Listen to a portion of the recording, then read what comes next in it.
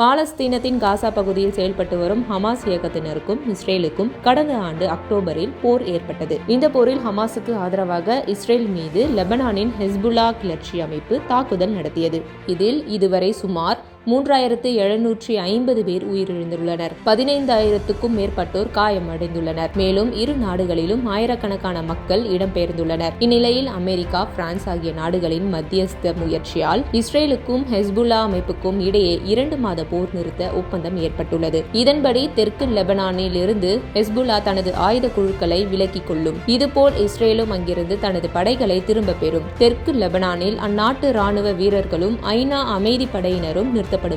அதாவது இஸ்ரேல் மீது எந்த தாக்குதலும் நடத்தக்கூடாது, இஸ்ரேல் எல்லையிலிருந்து 40 கிலோமீட்டர் தொலைவுக்கு அப்பால் சென்றுவிட வேண்டும் என்பது ஹெஸ்புல்லா தீவிரவாத குழுவினருக்கான நிபந்தனையாக விதிக்கப்பட்டுள்ளது. அதே நேரத்தில் 60 நாட்களுக்குள் இஸ்ரேல் ராணுவத்தினர் லெபனான் எல்லை பகுதியில் இருந்து வெளியேற வேண்டும் என்றும் நிபந்தனை விதிக்கப்பட்டுள்ளது. அமெரிக்கா தலைமையிலான சர்வதேச குழு இந்த போர் நிறுத்த நடைமுறைகளை கண்காணிக்கும். ஒப்பந்த நிபந்தனைகளை ஹெஸ்புல்லா மீறினால் தாக்குதல் நடத்தும் உரிமை தங்களுக்கு உள்ளதாக இஸ்ரேல் எச்சரிக்கை விடுக்கவும் தவறில்லை. கடந்த சில மாதங்களாக இஸ்ரேல் மிகப்பெரிய தாக்குதல்களை நடத்தியதன் பின்னணியில் லெபனானில் போர் நிறுத்தத்துக்கு ஹெஸ்புல்லா இயக்கத்தினர் தயாராக இருந்தனர். அதேபோல் ஈரானில் உள்ள ஹெஸ்புல்லா இயக்கத்தினரின் ஸ்பான்சர்களும் இந்த போர் நீடிப்பதை விரும்பவில்லை. இதனிடையே போர் நிறுத்தம் மேற்கொள்ள இஸ்ரேலுக்கு அமெரிக்காவில் இருந்தும் சில அழுத்தங்கள் இருந்தன என்பதும் இங்கே கவனிக்கத்தக்கது. போர் நிறுத்த அறிவிப்பு வெளியானவுடன் இடம்பெயர்ந்த தெற்கு லெபனான் மக்கள் தங்களின் வீடுகளுக்கு திரும்ப தொடங்கினர். போக்குவரத்து நெரிசல் ஏற்படும் அளவுக்கு சாறை சாறையாக அவர்கள் அணிவகுத்ததை காண முடிந்தது.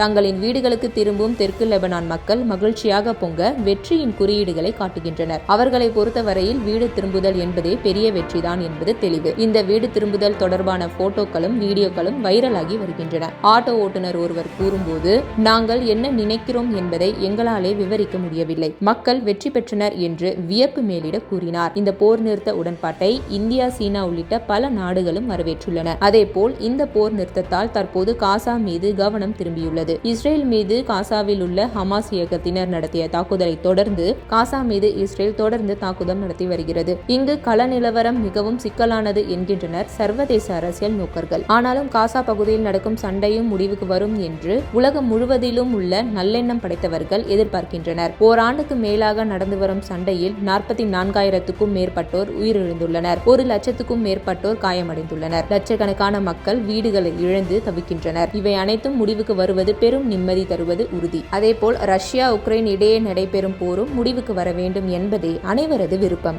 இது போன்ற போர் சூழ்நிலைகளில் தலைவர்கள் சிலர் எடுக்கும் முடிவுகளால் பாதிக்கப்படுவது அப்பாவி பொதுமக்களை. போரில் கை கால்களை இழந்து, உற்றார் உறவினர்களை இழந்து, வீடு உடைமைகளை இழந்து அவர்கள் படும் இன்னல் சொல்லி மாளாது. போரால் பாதிக்கப்பட்டுள்ள அப்பாவி மக்களுக்கு மனிதநேயத்துடன் உலக நாடுகள் அனைத்தும் சற்றும் தாமதிக்காமல் உதவிக்கரம் நீட்ட வேண்டிய தருணம் இது. எவ்வளவு உதவிகள் செய்தாலும் அவர்களுக்கு ஏற்பட்டுள்ள இழப்பை ஈடுகட்ட முடியாது. இருந்தாலும் உலக நாடுகள் மனிதநேயத்துடன் உதவிக்கரம் நீட்டும் போது பாதிக்கப்பட்டுள்ள மக்கள் சற்று ஆறுதல் அடைவார்கள். போரின் போது வெளியேற்றப்பட்ட மக்கள் மீண்டும் அவர்கள் முன்பிருந்த பகுதிக்கு திரும்பக்கூடாது என்று இஸ்ரேல் நிபந்தனை விதித்திருப்பதாக கூறப்படுகிறது. பேச்சுவார்த்தையில் ஈடுபட்டுள்ள தலைவர்களை இது போன்ற விஷயங்களிலும் தலையிட்டு அப்பாவி மக்களுக்கு விடியல் ஏற்படுத்த வேண்டும். இந்த நல்ல சந்தர்ப்பத்தை பயன்படுத்தி ஐநா உள்ளிட்ட அமைப்புகள் ரஷ்யா, உக்ரைன் போருக்கும் முடிவு கட்ட உரிய நடவடிக்கை எடுக்க வேண்டும். இனி உலகில் போரே நடக்காதபடி என்னென்ன பாதுகாப்பு நடவடிக்கைகளை எடுக்க முடியுமோ அனைத்தையும் எடுக்க வேண்டும் என்பதே மனித குலத்துக்கு உலக தலைவர்கள் செய்யும் கைமாறாக இருக்கும்.